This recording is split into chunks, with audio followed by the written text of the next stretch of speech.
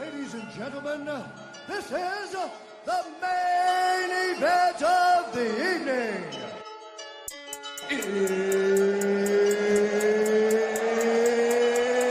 It's almost time!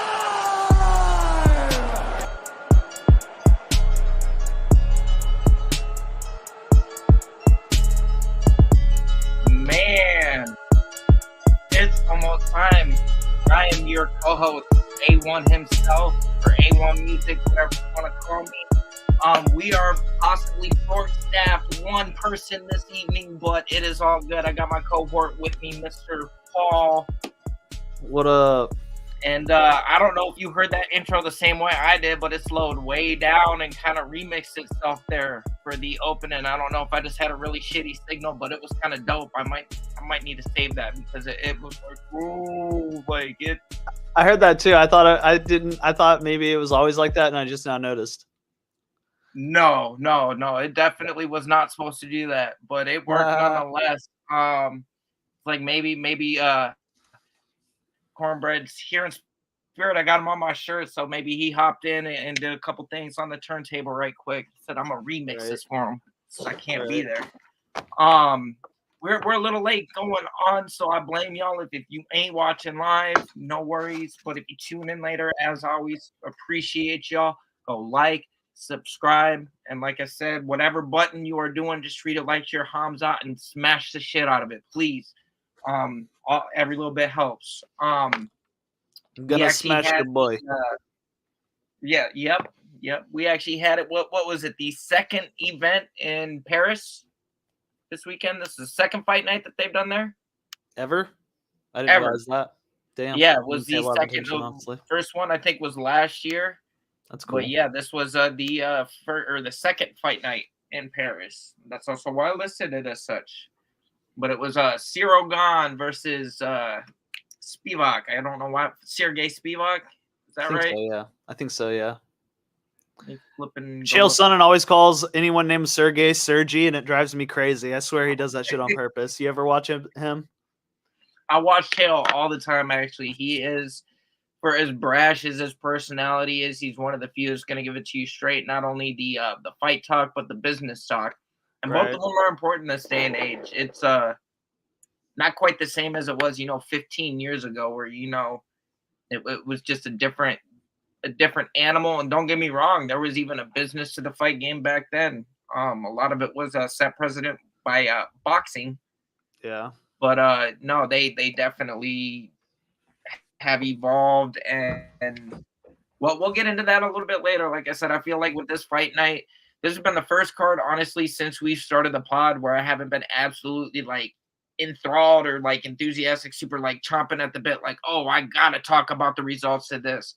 It was an okay card, don't get me wrong, but as far as what we've been served on the platter this year as fight fans, it was mediocre. And it wasn't a super stacked card to begin with. I know that you got Cyril Gane, who is a bigger name nowadays. And I think it's more so just the fact that the UFC wants to make him a bigger name. I'm still not sold on him, and we'll get to that. But we'll just jump it off straight off from the pre-prelims, because one, I don't even think there was pre-prelims. I was actually in the middle of moving, or I already moved, but was kind of setting up and getting other shit prepped in the middle of some of these prelims. But I watched most of the fights from my recollection. First fight was Zara Farn versus Jacqueline Cavalcanti. It was very, very wide odds to start out with Cavalcanti being the favorite. Farron was a local. They do a lot of these. They'll throw local fighters onto these cards that are ready. I don't know where that static's coming from or if you can hear it, but nothing on my end. Okay, maybe I'm just not coming through as far as I can hear. Gotcha. But Cavalcanti, was heavily favored. They brought in a local favorite, Farron, and you could see why it was as lopsided. Don't get me wrong, Farron had her moments, but Cavalcanti eked by a easy, unanimous decision. I want to say it was 30-27, 30-27, and 29-28. And wasn't super duper, again, it wasn't anything I was going to write home about. Like, Cavalcanti got the clear decision, but that's what it was. You go into the next fight of the prelims. It was Farid Basharat, my bad, versus Clevston Rodriguez. You had Basharat was actually a heavy favorite as well against the Brazilian. I did horrible. Not right now, betting. live. Yeah, I did horrible betting wise. I don't think I won a single bet on this card, and I threw up. Again, they're not big bets, but like just the fact that not a single one of them hit, and I even did my homework. Just did not have a good night. I had picked Basharat to win by knockout. If you look at his history, he had quite a bit of them on his record. But I guess he wanted to show the UFC that he could sub people, because he pulled out a submission there in the first round, and actually it was basically a club and sub. He had him hurt, but rocked him, got down, and he went in and got the finish fight. I did watch my girl Nora Cornhole pull home the dub though. Yeah, no, that actually was a decent fight. Cornhole was putting it on Jocelyn Edwards that whole fight. And again, I want to say with the UD on that one, it was legit. I think 130-27 and the other two 29-28, and well deserved. It was just Cornhole was not being challenged. You weren't getting her Cornhole. Nope. I did watch that fight. Like, I had it on, I just wasn't super locked in, Well, no, and I don't blame you. Again, I watch a lot of these fights and have been. I will go on and off. I'll watch some with Cornbread, and then I'll be somewhere else. But then I'll these last handful of fights, I've been watching them with my pops. And my pops is, for a little backstory, he's the one who introduced me to MMA. We would go to the video stores and rent the VHSs as soon as they would come out. And actually, I don't think I got in officially until like 9 or 10, because it was like 97, 98, I want to say, when I first started watching. But like the first handful of times we went, we would grab 3 or 4 videos at a time so I could get caught up. And then, would have to wait, 6 months at a time for the new one to come out, and slowly but surely watch these things evolve. Nowadays, if you take a 6-month break from watching, you're going to come back and there's going to be a bunch of people you don't know. And even being an avid watcher now, there's still a lot of fighters I don't know. It's just, there's such a vast depth of talent that it's hard to remember 700 plus active roster fighters. It's not going to be. I ain't even not gonna happen. But they gotta it's their job to make me know who they are. I shouldn't be able to not know. I'm a firm believer of that too. Even like some of these people, like these names that I do know, it's not for good reasons. Like I hear the name and I'm like, oh, I don't want to watch that dude fight. He's a decision machine. Like there's even highly talented, skillful fighters that I don't like watching fight for that reason. We'll again get into that. We got a lot of drama, or I guess just news that we can touch on this evening, since we don't usually go live mid-fight week. It's kind of nice. It's a little different, but I've been able to keep up with some of the talk of this upcoming card this weekend. The next fight though, on the prelims, I think we had 2 more prelim fights. It was Ang Loza versus Rise McKee. And Loso was a slight favorite in that over McKee, and McKee didn't necessarily look bad that fight. He was a very he was a very tall fighter, especially in comparison to Loza. I remember this fight now. Yep. But Losa held his own. He was able to get in and close distance, and McGee by the end of the fight, this is what he's known for. He's known for taking damage and fighting through it, and a lot of times getting out on the other end with the decision. But Losa wasn't having it. It was a dominant, I think, performance by Losa without getting an actual stoppage and decisions go. Losa won this fight. Judges got it right, and I'll give McKee credit because this dude was a scrapper. Dude's got some heart, and he's known for this, so it's not surprising. But yeah, definitely made it at least an interesting fight without it actually going or getting stopped. All right. Main fight of the prelims was Taylor Lapilus versus Callaway Loughran, who's I think an Irish fighter. This dude was undefeated coming into this fight. Lapilus was slight favorite, -175. But Loughran basically said that he was going to run through him, or he understood how dangerous he was, but he was, just going to keep doing what he was doing. And unfortunately, that was not the case because Lapilus, again, eked out a decision on this one. 2-1. I feel like Loughran had his moments in the fight, but you could tell that as far as who'd progressed further in their careers, you could tell it had been Lapilus. And Lapilus was actually a French fighter, so he was a favorite. You can obviously imagine that the crowd was super ecstatic that he got the dub. Right. It wasn't super, again, impressive. I feel like the judges got it right. Loughran didn't win that fight. He might have won a round. But yeah, Lapilus definitely won that fight. Like I said, when it came to the actual prelims, it was kind of they built this card proper, in my opinion, just because of the fact I think you had one finish in the prelims, you had one submission, and then everything else was decisions.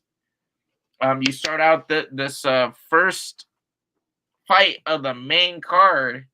That was Morgan Charrier. So no, yeah, he's a French fighter versus Manolo Zekini. Man. And of course, ain't nobody else trying to pronounce these names but me tonight. And they're all these fucking goddamn French. Morgan Charrier. Yeah, no. No, that's like Manolo Zekini. Yeah, I don't know. I'm gonna start calling them fucking foods and shit. And I mean, no disrespect. I just don't understand. Morgan Charcuterie and Manolo Zucchini. There you go. Cornbread approved for sure. But yeah, no, this one actually got a performance of the night, and Sharia got a knockout in the first round, 3 minutes and 51 seconds, and it actually was pretty brutal. I wonder if it's Charrier. That sounds pretty French. Charrier, yeah. Morgan Charrier. I got mouth diarrhea tonight. I can't do it. Hey, it's all good, man. We're chilling. We got our hair down this week. Yes, sir. No, what's that? I just said we're chilling this week. We got our hair down. Oh, yeah, no, you're right. We're making do. We're doing the best we can. Damn it. No.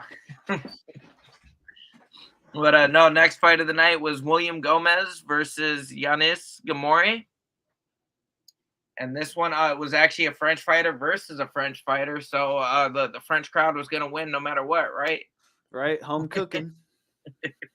But no, William Gomez ended up getting the dub on this one. It was a round 3 KO. So we got a little bit of fight time out of this before actually somebody got slept. Gomez is actually looking really good. Gamori, again, it wasn't so much of a memorable fight, other than I remember how it, I remember Gomez got the win, and I remember he got it by finish.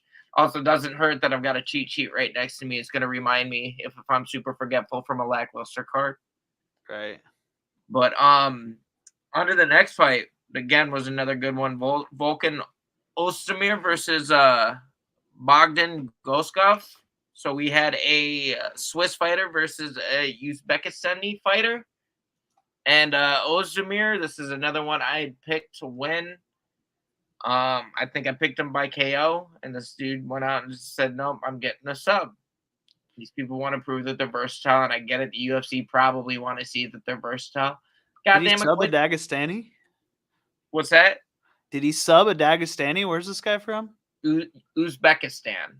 Is that close enough? Is that basically Dagestan? I don't know, dude. Close enough, but like the fact that he's not from Dagestan. The fact that he got subbed makes it seem not. Right. No, exactly. But I don't even remember we picked for our parlays. So I know that I picked Spivac, and I know that I busted it for us. So regardless, we lost. okay, you're right because I picked Manning on the money line. I want to say, but I think I have it in my phone now. I want to see who Cornbread picked just to see if I was the one who fucked it all up. yep, I got it in my phone too. Give me just a second. Where'd it go? Oh yeah, I don't think I wrote it down because I just put it in since we all picked money lines. I just put it straight in. Yeah, I'll check out my DraftKings. That's weird. I must have deleted this stuff already.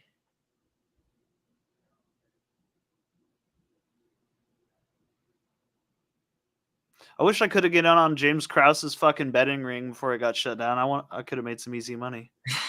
You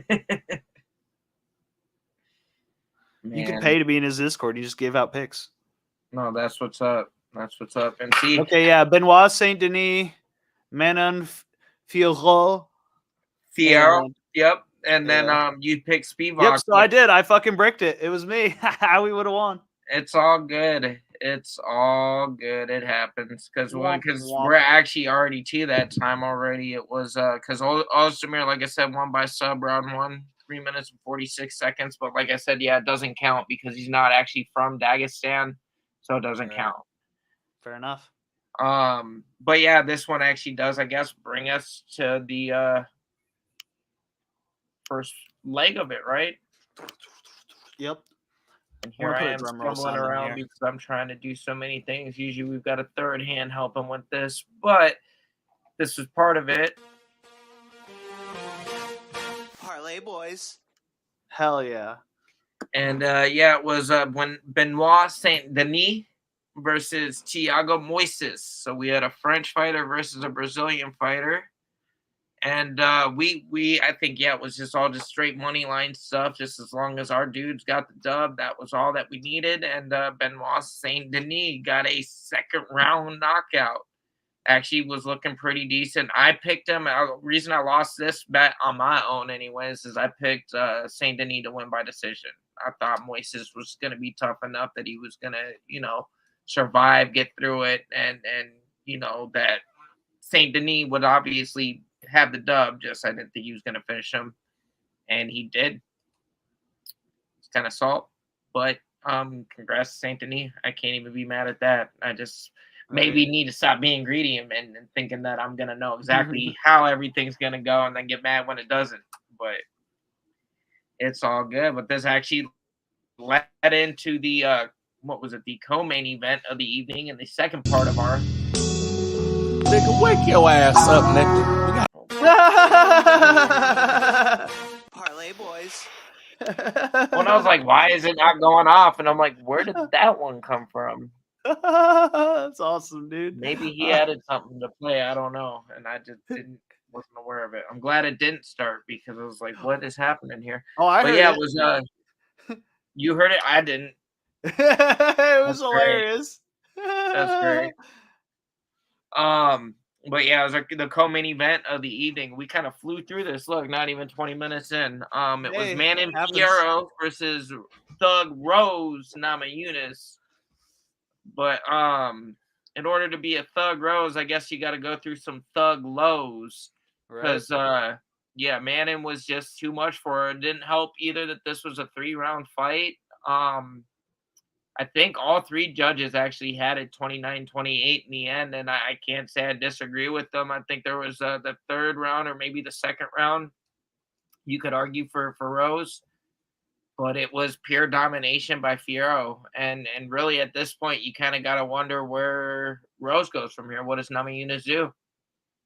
Because she didn't want to cut weight anymore. She said she wanted to try to fight more at what she naturally should be fighting at. She weighs more naturally to flyweight weight. But there was definitely a size difference. Like you could tell that she wasn't quite like if she does continue to fight at flyweight, she's probably gonna need to put on some more muscle and then probably cut down to compete with the women that are doing the same thing. Right. But yeah, no, Manning, I think it was in the second round, there was actually a headbutt collision on the side of Manning's head, and literally instantly that was just blood like covering the side of her face. I want to say that's actually the only damage that Manning really even took was that, because if you look at the pictures, it's like, oh, this looks like this could have been a back and forth fight. Nope. And it wasn't. It was a very clear, decisive victory for Manning, which actually I think probably puts Fierro into title contention. You just beat a former champion. It doesn't matter if it was from the weight class below. A lot of people are like wondering why Rose got this shot, but she's ranked number 2 in her division. Yeah, she's a draw. Yep. What's really this kind of at least knows where to put her. She definitely deserves, it looks like, to be in the top 5 in the flyweight. But Manning is definitely the superior fighter at this time. And yeah, I don't know what Rose does from here. I personally, and I don't want to sound like a hater, but I feel like she needs to reassess her training situation. Like maybe cut Pat. Like Dude, yes. let him be your fan. That's okay. He can still give you tips and whatever outside of what you're doing with your camp. But You know who she dropped and just went with Barry, right? Remember who she dropped? Trevor Whitman. Yeah. What the fuck, dude? You dropped Trevor Whitman for Pat Barry, your boyfriend? Horrible idea. Yeah. Kind of also like I'm not even gonna get started on Pat Barry. Like because if we want to talk chomos, we could talk chomos. I was but we're gonna here to say talk fight. there's some fuckery involved in that whole situation. Yep. Oh, I forgot to mention too, the Benoit Saint Denis fight was actually fight of the night on her, so they got a little extra something. But main event of the evening, of course, was Cyril Gane versus Gane Spivac, which Drum roll. I need to stop betting against people just because I don't necessarily believe in them. I should just start like really betting how I know a fight's probably gonna go. Because I picked Spivac by sub on this one myself. I was like, I don't think I don't believe in Gane after a level of wrestler like Jones. But then for Gane to go out and do what he did here tonight, and he got a performance of the night for it. He knocked Spivac out in the second round, and he made the shit look fucking easy. Like, made it look really easy. Like, you could tell in the first round that Spivac wanted nothing to do with the stand-up and didn't have an answer to get him down. It legit was Gane putting pressure on him until he finally fucking wilted, and he couldn't do shit. Because, again, yeah, it went to the second round, and 3 minutes, 44 seconds TKO. And he was done. He was fucking done. He was hurt and he was getting touched. But for Gane to be able to do that to to Spivac, and I want to say, what was Spivac ranked? Number 8. Okay. And I know Gane was ranked, I think, number 2 at this time, or at the time of the fight. Let me double check. He's ranked number 1 right now, which I don't get. Like, you're not better than Pavlovich. They're about to find out. They need to run Gane and Pavlovich, or Gane and Holland, or who the fuck, like Aspinall. There's Aspinall. a triangle. There's a triangle with Gane, Pavlovich, and Aspinall. That's very interesting for me right now. Yeah, no, me too. Because And they're 3, 4, and 1. Well, I feel like they need to run Pavlovich and Aspinall on the same card that Jones fights fucking Stipe. Yeah. And then the winner of that, like, Winner again, gets winner? if Aspinall beats Pavlovich, give him Jones. If Jones still wants to fight after Stipe, If he doesn't retire after he beats him. that's my biggest concern. And I wouldn't blame him for doing that, because those two fighters, I think, are the scariest fights after, like, Stipe. Stipe, I don't even think is scary to Jones. He just knows he wants that feather in his cap. He wants Because to of beat the the heavyweight accolades, goat. what Stipe has done. If he's got a Yep. victory over Stipe, he's basically done it too, you know? At least Right. that's how most people's logic is. Right. But especially Pavlovich, I think is a very scary matchup for Jones. I Pavlovich would is a say scary he doesn't matchup for want it. anybody. I would say he doesn't want it, but at the same time, for the Gane fight, Pavlovich was a backup fighter if neither one of them could go. Okay. So there was already a chance that Jones was going to have to fight him if Gane wasn't ready or something happened and Gane had to pull out. I want to see Pavlovich fight Aspinall or Gane. I don't want to see a fight John Jones. Have you seen the fight with God damn it. What's his name? Let's move on. Fuck it.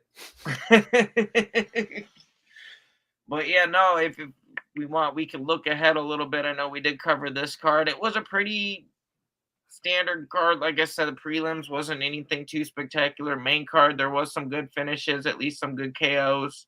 A good Overeem, that's submission what I by was thinking of. Ozdemir. I was trying to think of when Overeem fought Sergey Pavlovich. Have you seen that fight? Okay. Well, and I know, and Aspinall, his only loss really was against Blades when he got injured, right? I think so, yeah.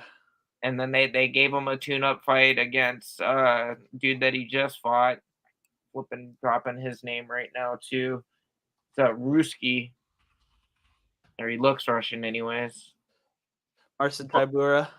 Tybura, yep. Tybura. And he made that look easy. So he's definitely ready for somebody top 5. So yeah. He's got 3 losses, but I think that's his only loss in the UFC. Yep. Oh shit, one of his losses is a fucking downward illegal elbow, just like John Jones. That's funny. It happens. So it's not even a real loss. When you're bigger like that, like 205 or heavier, and you're hitting somebody with the illegal elbow, you basically KOing them.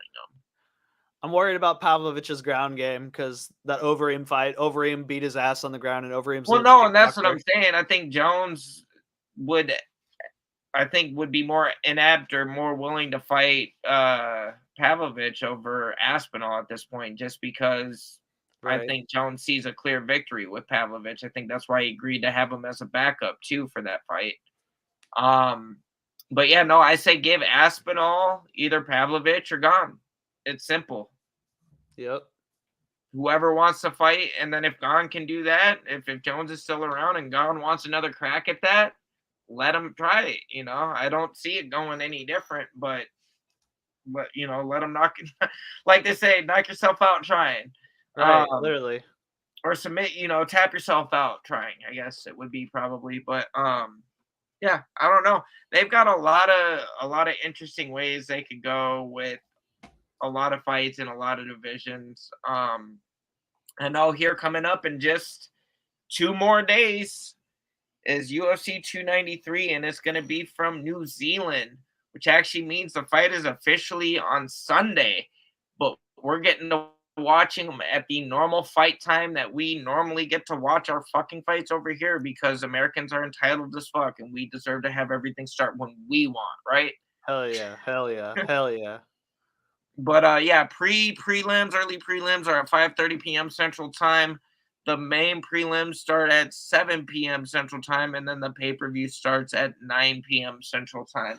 First thing I want to talk about this upcoming card is the fact that we got UFC 294, just about a month after this, or about a month and a couple weeks after UFC 293. And yet they're both, like, 294 is stacked. Would you agree? Which one is that? That's the Abu Dhabi card. That's Charles Oliveira versus Makhachev 2. Yeah, it's in October. Versus Khamzat. That's just it's a lot of fireworks on that card. And yet they had the audacity to charge the same amount for this pay-per-view as they're charging for Abu Dhabi's pay-per-view. I think based on the tier of the talent that you have on the pay-per-view, you should be offering some of these cards at a cheaper price, because I guarantee you a lot of these people aren't going to buy 293's card looking ahead and seeing 294 right in that, you know, right in the headlights coming at them. It's just, you know, especially if you can only do one or the other, you're saving your bread and you're doing 294 because you're getting more bang for your buck, almost guaranteed. A lot of people want to watch Izzy fight, though. He's super popular. Yeah, well, and that's another thing I want to touch on too. So they're doing media week over there, and they're in New Zealand. You're in Izzy's territory, correct? Oh yeah, I know what you're going for. No, the people are loving fucking Strickland over there, bro. They Ah, really are fucking with him. hell He yeah. he kind of jumped up. He did a live spar and actually fucking brought a fan up and hit him a couple times. And shortly after that, at any appearances he's been making, they've had security around him because like this dude is just gonna do You, some dumb shit and get you hear hit. about the fan who told him Izzy was gonna kick his ass, so he punched him, right? Oh, no, I just knew That's he why the did security's all around wrong. him. That's why Dana has security around him because he said we're going to make sure he's not punching any more people. Because I guess Strickland made it out to be a real thing, and then Dana said it was more of a joking thing. But a fan came up and said Izzy's going to beat your ass, and John punched him in the stomach. Oh, okay, in the stomach. Okay. Yeah, not in the Yeah, no, face. I didn't see that footage. I heard the punch, but then I saw the footage of him doing a sparring where he brought a fan up and like literally let the dude hit at him and threw a couple spars or jabs at dude. So that's what I thought they was talking about. But no, I think that makes sense it's why two they got separate security scenarios. around Strickland now, though. Yeah. And he also went off on a tangent. He was talking about how during the pandemic, how Australia threw this pregnant woman in jail because she was saying the wrong things or saying stuff that they didn't want her to say. So he spoke up about that. He spoke up about the injustices in China, but he's basically calling Izzy a whore and a sellout the whole time. But it's funny, Strickland's doing all this while talking with a can of Monster in front of him. You only get a can of Monster in front of you during the interviews if Monster sponsored you, which means that you sold out, right? Which means you sold a contract. And Izzy actually pointed that out in his rebuttal. It was like, hey, bro, like I didn't sell out. I didn't do nothing that I wasn't proud to do. It was like he's like, how much did you like basically got on some like Illuminati type shit. Like, hey, what did you have to do to that pig face to get that deal? I was like, oh shit. Like, Izzy, shut up. Don't say too much. Don't get too real. But I digress. No, the media has been crazy, but no, it sounds like a lot of the folks there in New Zealand are actually rocking with Strickland. It's crazy. And it's also funny, he's mad at Izzy for selling out when he went to China and calling himself a Chinese champion or a Chinese warrior. But then he's up there with a goddamn Crocodile Dundee hat on giving this interview. Like, I don't know. I don't get Strickland. I think like really what he's doing, he's giving the people what they want. He's just I don't even think he's mad at Izzy. I think he just says whatever the fuck he can say to get the people to listen to what he's talking about. No, exactly. I think so too. And I think he knows that like that was his there's two fights happening here. There's a fight in the press conference, which Strickland is supposed to win. And then there's the fight, which again, even people that are wanting Strickland to win are saying, "Oh, I know how this is gonna go, probably." But you never fucking know. You really never fucking know. There's a bunch of chance for anybody, and Strickland is decent. You look at his last several fights. If you minus Pajeda, and he's been decent. Either way about it. Right. But as far as the levels to this, I just think that I just think that he's not on Izzy's level. Not to say that he couldn't get lucky. I think that Strickland's best shot at this is to make it a brawl, to make it a war, to make it dirty, just to make it fucking scrappy. If he tries to get technical. Or if he tries to take him down, and even then, I think that Izzy's takedown defense is probably a lot better than what Strickland thinks that it is. And a lot of people, I think a reason a lot of people always think this about people that they don't see on the ground is because they never see them on the ground. Right.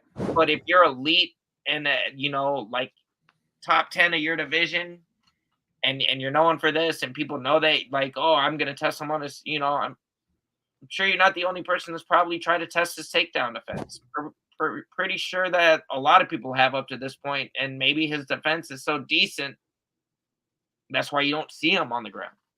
This shit's been going on since like I got into MMA about the Chuck Liddell era. That's what Chuck Liddell did. He would fucking beat people's asses on the feet, and to try to take him down, he would just beat their ass while they were trying to take him down. Yep.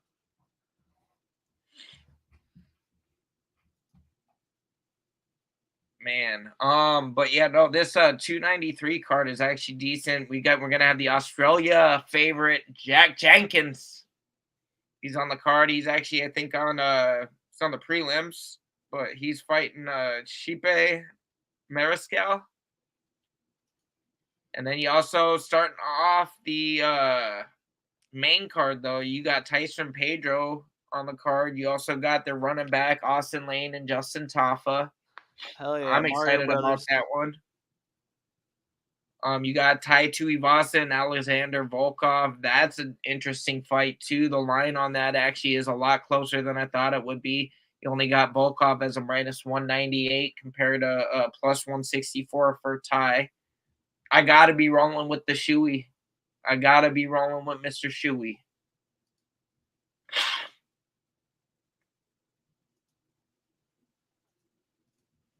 Okay, and I got word it doesn't look like Mr. Pandacoot's going to be making an appearance, but he's locked in.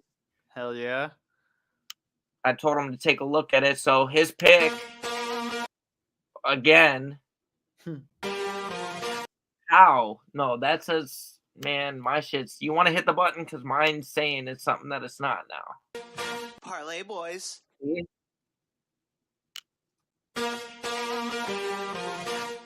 Parlay boys. There we go. That was was it showing as he parlay and then that was weird as hell. But Cornbread's pick for the week for the It's Almost Time 3-way parlay is going to be our boy Mr. Justin Tafa, actually, by KO. I knew he'd pick a Mario brother. What's that? I said I knew he'd pick a Mario brother. Oh, he had to. No, especially after them comments. He's rolling with Team Mario, man. All right, let's go. I'm down. All right, we got that. By KO. I'm gonna let you pick next. I'll go last. All right, that's cool. Tafa by KO, not Tara.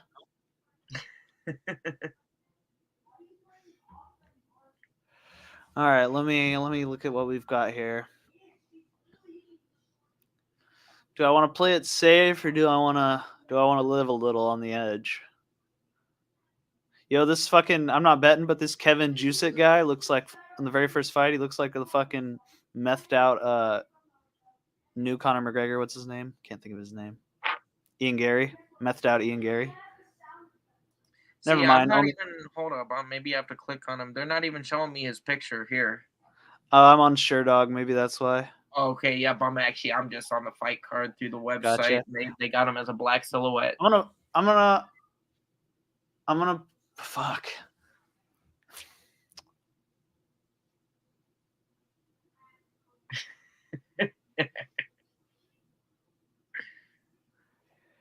Man. All right, I'm just gonna play it safe and go Izzy moneyline. Izzy moneyline, okay. Okay. Yep. So installment number 2. Here it is. Parlay boys.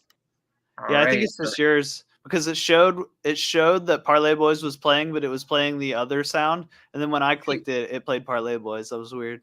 Yeah, no, and it's listing mine backwards. It's showing parlay, and when I go to click that, it's doing that, and then when I click float, it plays parlay. So I don't know. We'll make do for the next 15, 20 minutes that we're on here tonight, but yeah, this shit's fucking with me. It's like making me look like I don't know what I'm doing. But let's see here, man.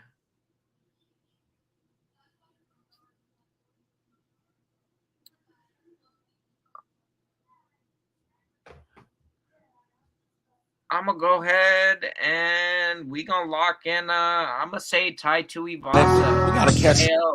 Now it's doing it to me.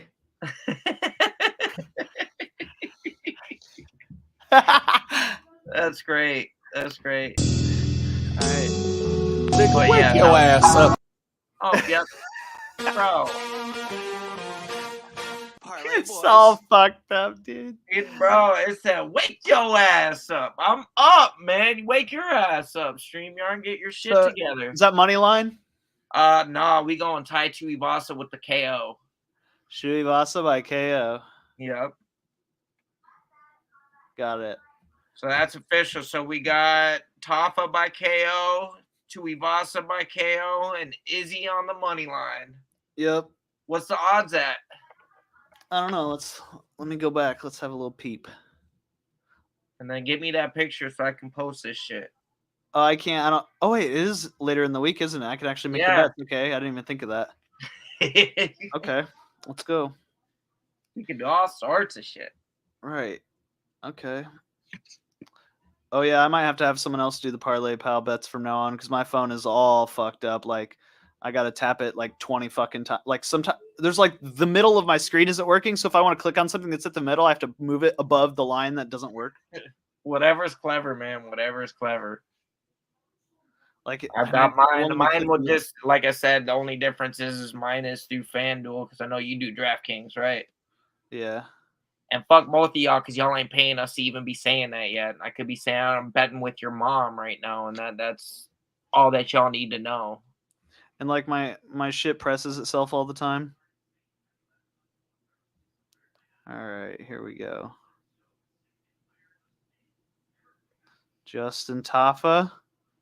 And we actually gonna have a double dose next week of Corn's Contender series or Corn's Contender contracts because we had actually one just happened. I heard it was decent. I ain't gonna spoil it though. I just want to let you know we ain't forgot about you. Any resident hating you want to do this week, Pauls? Anything grinded your gears in the MMA world? Oh, I'm sure it has. Let me get this bet in real quick and I'll unleash. All right. All right. Ooh, Tuivasa by KO plus 300. Yep. Let's see what it ends up as after we throw Izzy on to completely fucking pad it. You could pick Izzy by TKO. That's true, but I don't know, man.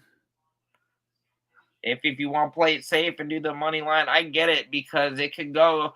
He either gonna finish him or it could be a point fight. He said he wanted to sub him, but he's probably gonna KO Plus 641 for the full thing. Yep. See what happens if you throw Izzy by KO. All right, I will. Now it's checking my location to make sure I live in a state where it's legal. It's You fucked said, me over a hey. couple times. It said like they couldn't check my location. I'm like, bro, like, what do you mean you can't check my location? They did that. They've done that to me before. Like, hey, I need to make sure you're at where you say you're at. And like, I tried to log in when I was in Vegas. Said nope.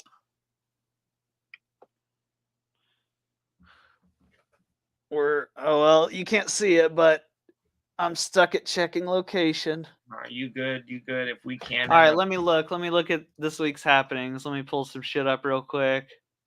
We got, Fury versus Ngannou coming up.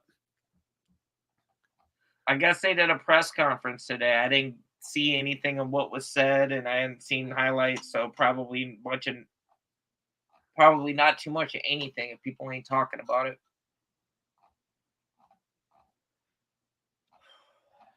Let's see. I'm flinging through my MMA Twitter feed real quick.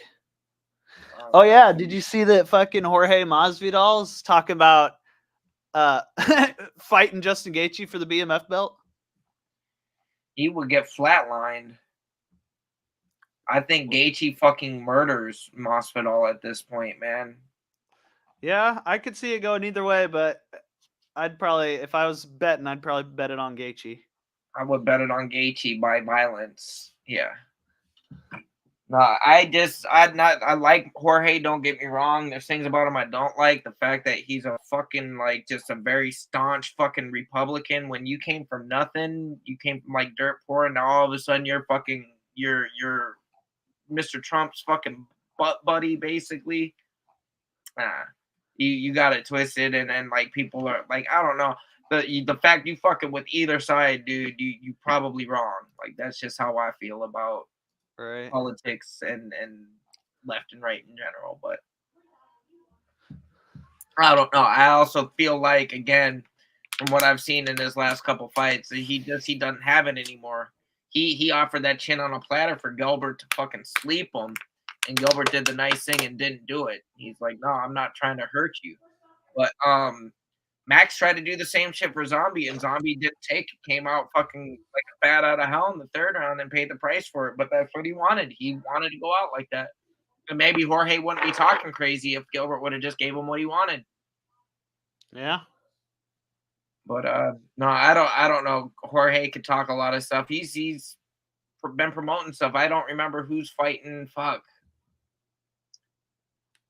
Verdum and somebody else I want to say is fighting for one of his promotions. Oh, okay.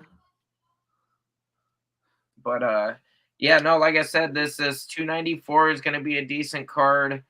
The week after actually is going to be the free fight night. I'm pumped about this one too. I can't believe how people are hating on this shit. You got Grasso and Shevchenko #2, and it's free.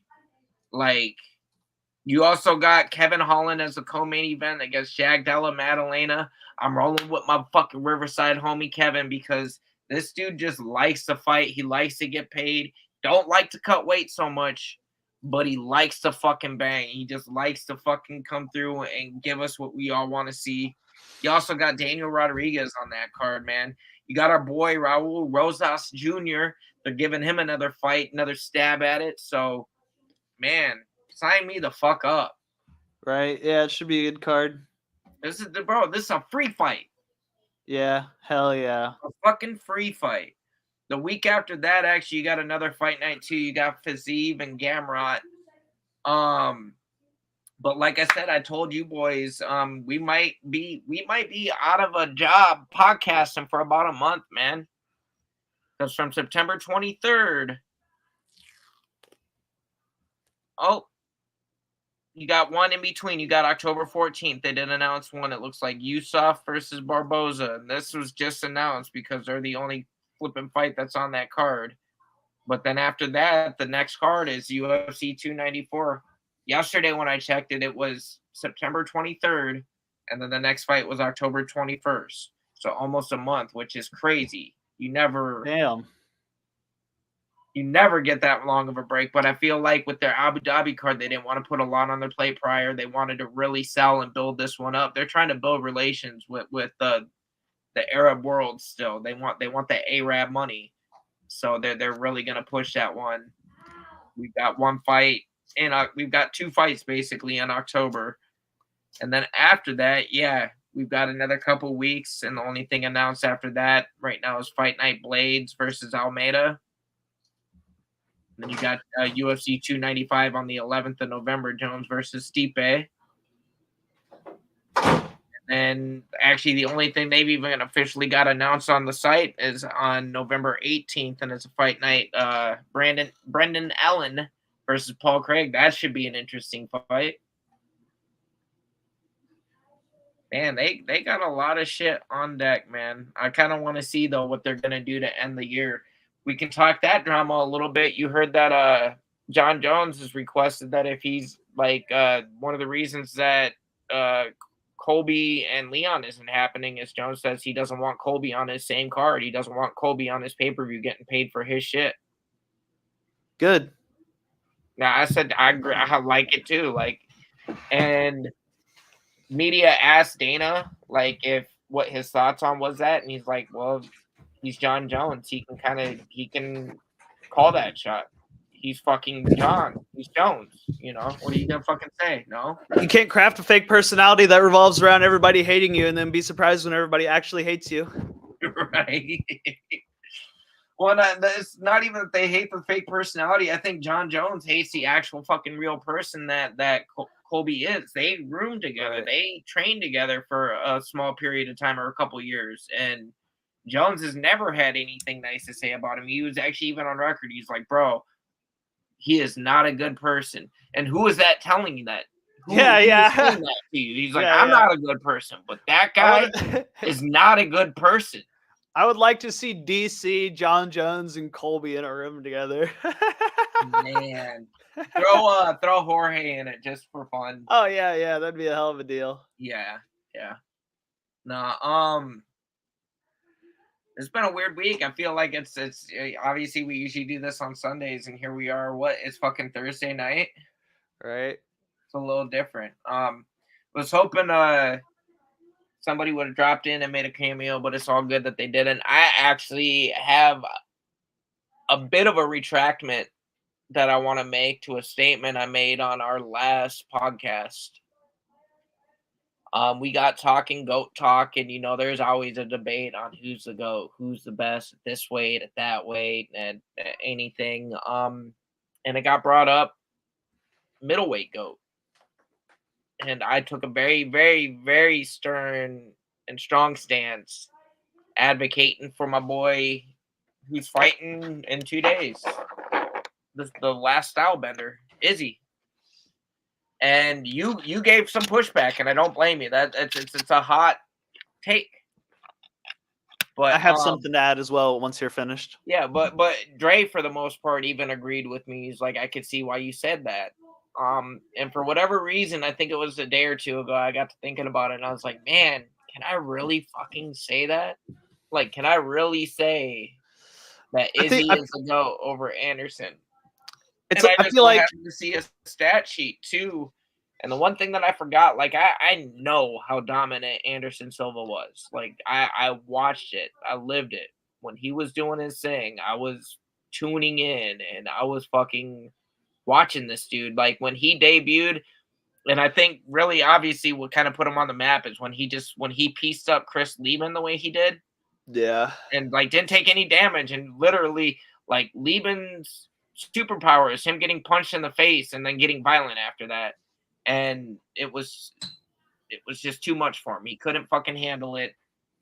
He didn't even get a chance to retaliate. Like the Spider just took it out of him. And then the back-to-back beatings of Rich Franklin. Like the fact that he basically beat him twice the same fucking way. Rich knew it was coming the second time and still couldn't stop it. And that disrespectful knockout of Forrest Griffin.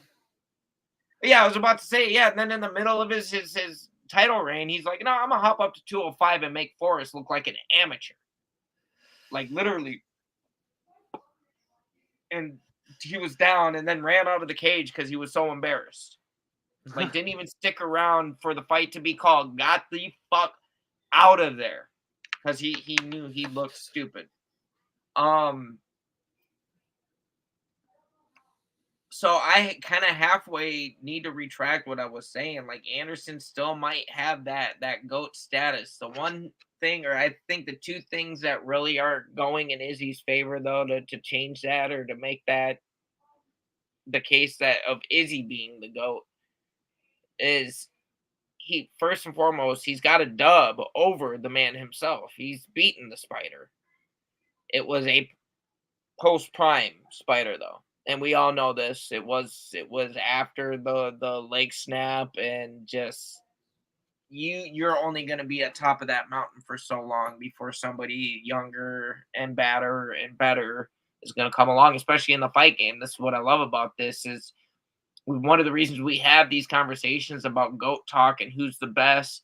And it's not like we forget about the Chuck Liddells and the people that elevated the sport to what it is, but every time the sport gets elevated to a new level, every time a new champion is born, they set the bar higher to what to shoot for. So the bar is always being set higher. So what is GOAT standards nowadays, 20 years from now, might not be GOAT standard. It might be basic starting off UFC standards because of how fucking good people are going to be getting.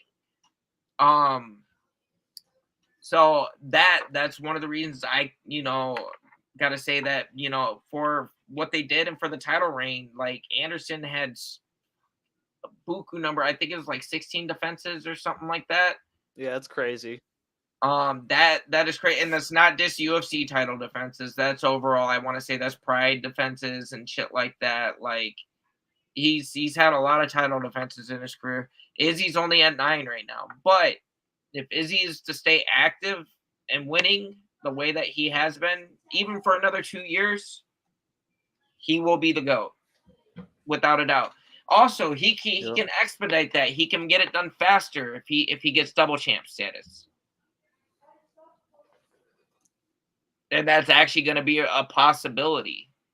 Right. If things go a certain way here towards the end of the year or early 2024. with the Yuri Prohaska and Pereira fight. They're both on record. Actually, Yuri and Alex are both on record saying, yeah, that's my next opponent. They're trying to figure out a date. We might get it in December. My guess is though it's probably going to be January. But yeah, I'm trying to think of anything else that I saw Chris Curtis saying some crazy stuff on UFC Surely Embedded, not. but that's Par. pretty normal, right? Right? Did you see that fucking they thought Dylan Dennis would back out of his boxing match, so they put a thing in his contract that if he didn't show up to the fight, he had to pay in an extra $100,000 and Mike Perry would be the replacement? Yep. And for once in my life was hoping for the life of me that Dylan Dennis doesn't show up because I think Mike Perry versus fucking Paul is a better fight. Right? I agree. Although I do want to see it's a win-win for me because I'd love to see Dylan Dennis get beat up. I hate that guy. Oh yeah, no, I don't like Dylan either, but I'm not a big Logan Paul fan. I'm not a big Jake Paul fan. I actually Me think neither. Jake's a pretty talented boxer though compared to his brother. Like he definitely is a better boxer out of the two of them. Yeah, I I think think he's Logan's pretty good at WWE, and he should Yeah. probably just lean into that. Yeah, well, I was gonna say, yeah, I think Jake took boxing more serious. He wanted to get better. So that's the difference. But no, that shit's a little crazy. And this whole Tyson Fury and Francis Ngannou stuff, like, don't get me wrong, I'm a watch it, but I'm not. It's not my main cup of tea, man. Like if we're really trying to put some super fights together, let's look at active MMA fighters from all across the board and put together some Grand Prix, even if it spans over a month. Let's put some contests together then. Let's have some fun in this sport. Like, I don't give a fuck if a boxer can beat an MMA fighter boxing. They fucking better be able to. Right? It's their fucking sport.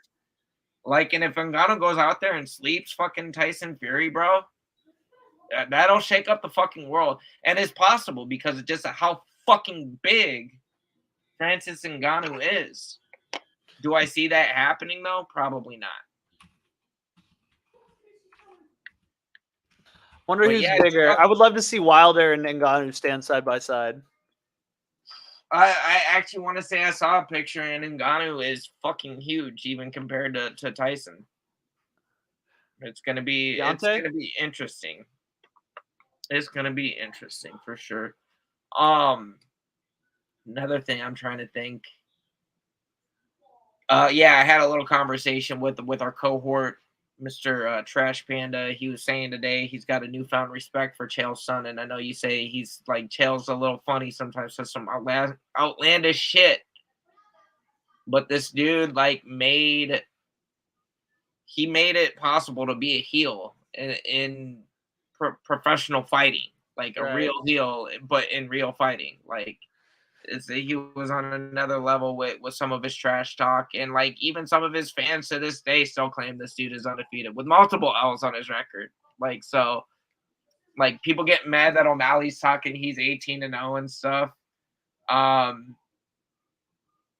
weren't y'all mad at Chael? Like when he was like, oh, I didn't think the fight lost. Like, I didn't think you lost the fight if you tapped out. I just thought that meant you lost the round. And then we went back to our corners and got to start over. So I figured when I tapped in the fifth, I'd banked the first 4 rounds. Like, I thought I won. He says, I don't know how you guys do it where you're from, but in Westland, Oregon, if you beat the snot out of a guy for 4.5 minutes and he wraps his legs around your head for 3 seconds, he doesn't win the fight.